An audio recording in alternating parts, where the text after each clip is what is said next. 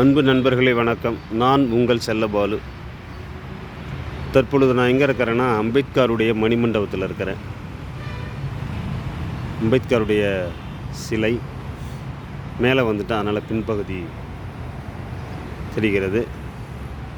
மணிமண்டபத்துக்கு மேலே வந்ததால் முன்னாடி அம்பேத்கர் சிலை இருக்கும்.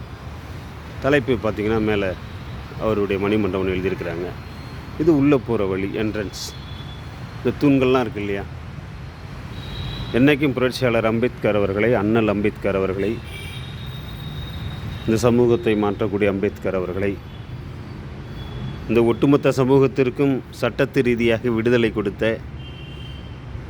சுதந்திரம் பெறுவதற்கு காரணமாகவும் இருந்த புரட்சியாளர் அம்பேத்கர் அவர்கள் மணிமண்டபத்தினுடைய தொடக்கம். இது உள்ளே வரும். அவருடைய அரைப்பகுதி சிலை மேலே பார்த்திங்கன்னா கற்பி, ஒன்று சேர், புரட்சி செய், அதுக்கு மேலே ஜெய் பீம் அப்படின்ற ஒரு வாசகம். தோற்றம் 14/4/1891, மறைவு 6/12/1956. அவருடைய மணிமண்டபம் இதுதான். இப்படியே போனால் நம்ம என்ட்ரன்ஸ் பார்க்கலாம். சரிங்களா? உண்மையிலே நான் இந்த இடத்துக்கு எத்தனையோ முறை சென்னைக்கு வந்திருக்கிறேன். ஆனால் என்னால் பார்க்க முடியல. ஆனால் இன்றைக்கி தான் பல ஆண்டுகள் கழித்து என்னுடைய ஆசை நிறைவேறிச்சு.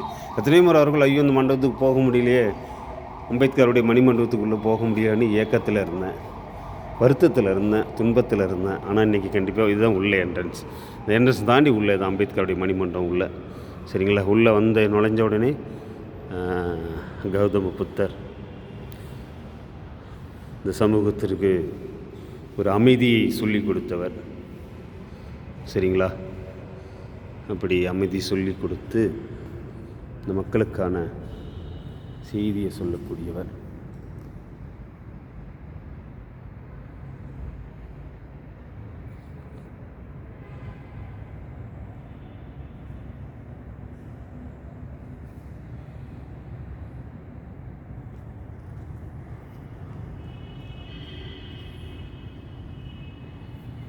மிக அழகான இந்த அழகு தோற்றமே அருமையாக இருக்கும். புத்தருடைய தோற்றங்கள் எல்லோருக்கும் பிடிக்கும். பெரியவர்கள் முதற்கொண்டு குழந்தைகள் முதற்கொண்டு புத்தரை பிடிக்கும். ஏன் புத்தரை உள்ளே வச்சுருக்காங்கன்னா, புரட்சியாளர் அம்பேத்கர் அவர்கள், அண்ணல் அம்பேத்கர் அவர்கள் தன்னுடைய இறுதி காலத்தில் பௌத்தத்தை தழுவினார் இல்லையா? பல லட்சம் மக்களோட 10 லட்சம் மக்களோடுக்கு மேலே பௌத்தத்தை தழுவி மக்களை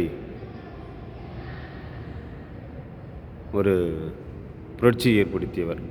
புரட்சியாளரின் முழக்கங்கள் சொல்லி, சுயமரியாதையே மனிதனின் சிறந்த அடையாளம், அதை இழந்து வாழ்வது மிகப்பெரிய அவமானம் அப்படின்ற ஒரு கருத்தை சொல்லியிருக்காரு. சுயமரியாதையே மனிதனின் சிறந்த அடையாளம், அதை இழந்து வாழ்வது மிகப்பெரிய அவமானம் அப்படின்ற ஒரு செய்தியும். ஒளி பிறந்தது 1891 ஏப்ரல் 14 அன்றைய மத்திய மாகாணம், இன்றைய மத்திய பிரதேசம், இந்தூர் மாவட்டத்தில் உள்ள மாவ் என்ற ஊரில் பிறந்தவர். அண்ணருடைய இயற்பெயர் பீமாராவ் ராம்ஜி. எல்லாத்துக்கும் தெரியும். என்னுடைய பதிவை நான் சொல்லணும் இல்லையா? அவர் உட்காந்து படிக்கிற அழகே தனி அழகு தான். தந்தை பேர் என்ன, அவங்க தாய் பேர் என்ன அப்படிங்கிறதான் எல்லாமே இருக்குது பாருங்கள். தந்தை ராம்ஜி மலோஜி சக்பால், தாய் பீமா பாய், மனைவி ராமாபாய் அம்பேத்கர், சவிதா அம்பேத்கர் அப்படின்னு இருக்குது. மகன் யஸ்வந்த் ராவ் அம்பேத்கர்னு. இந்தியாவில் பல இடத்துல கல்வி பயின்றவர். மும்பை பல்கலைக்கழகம், கொலம்பியா பல்கலைக்கழகம், லண்டன் பல்கலைக்கழகம், லண்டன் பொருளாதாரத்தை அப்பயே வித்திட்டவர் அவர் தான். பொருளாதாரத்துக்கு வித்திட்டவர் தன்னுடைய படிப்பின் மூலமாக, சட்டத்தை வித்திட்டவர் தன்னுடைய படிப்பின் மூலமாக, இந்த சமூகத்தை மாற்ற வேண்டும் என்று சட்டம் கொடுத்தவர் புரட்சியாளர் அம்பேத்கர். அதுபோல் அன்றைக்கே நதிநீர் பிரச்சனை பேசியிருக்கார். நதிநீர் பிரச்சனை தேசிய அளவுக்கு கொண்டு போகணும் அப்படின்னு நதிநீர் பிரச்சனைலாம் பேசியிருக்காரு. அவருடைய முக்கிய முழக்கங்களில் மிக மிக முக்கியமானது தான் கற்பி, ஒன்று சேர் புரட்சி செய்கின்ற அந்த முழக்கமும் சுதந்திரம், சமத்துவம், சகோதரத்துவம், இப்படி ஒன்று சேர் அப்படின்னு சொன்ன எல்லாத்தையும் ஒன்று சேர்க்கறது தான் அதனுடைய வேலை. கற்பி அப்புறம் ஒன்று சேர் புரட்சி செய், சுதந்திரம் எல்லாத்துக்கும், சமத்துவம், சகோதரத்துவம் சொல்லி இப்படி அம்பேத்கருடைய செய்திகள்லாம் இருக்குது. அவர் படித்த பட்டங்கள், புரட்சியாளரின் முழக்கம், இப்படி அவரை பார்த்திங்கன்னா எல்லாருடைய செய்திகளும் அப்படி இருக்கு பாருங்கள். இந்த மண்டபம் சரிங்களா, ஒவ்வொரு இதாக இருக்குது.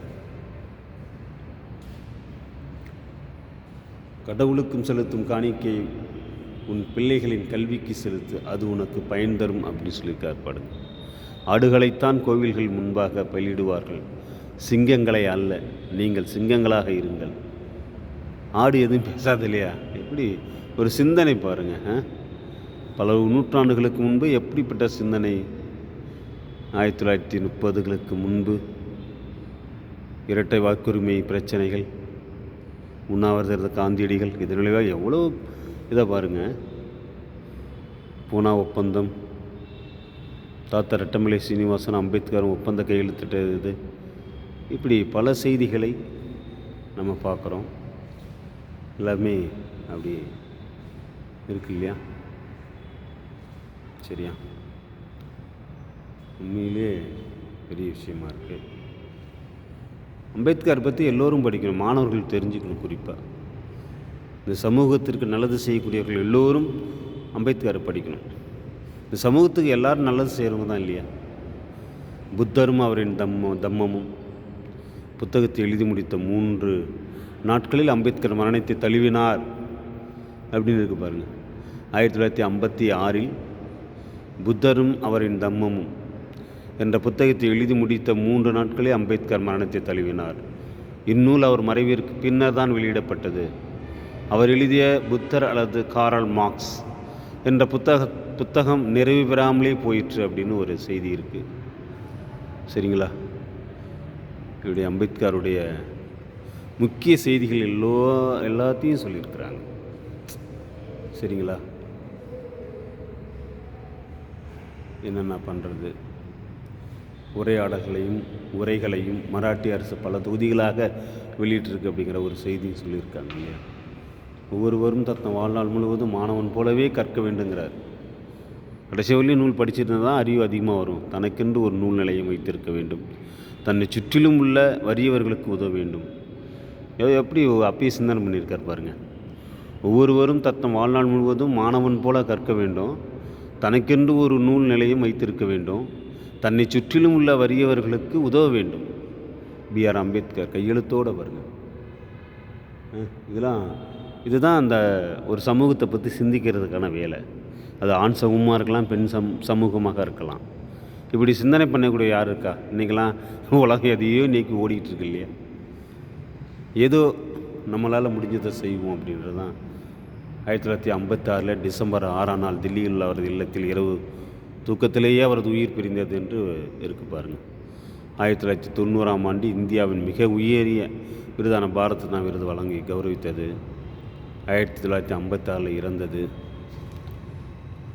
நீ பிறந்த சமூகத்தின் விடுதலைக்காக போராடவில்லை எனில் அச்சமூகத்தின் முதல் சாபக்கேடு நீ தான் பேசியிருக்கிறார். இப்படி பல சூழலில் புரட்சியாளர் அம்பேத்கர் பேசலாம்.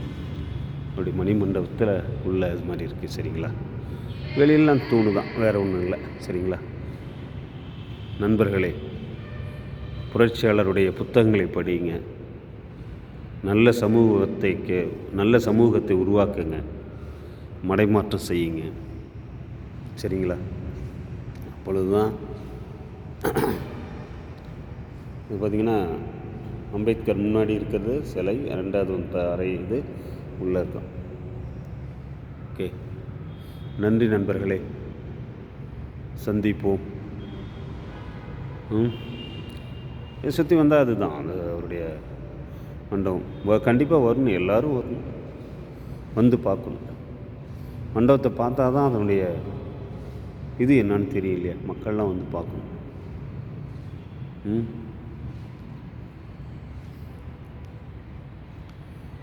ஓகே, நன்றி. நான் உங்கள் செல்லபாலு. மீண்டும் சந்திப்போம். நிறைய பேசுவோம், நிறைய பேசலாம். நன்றி, வணக்கம்.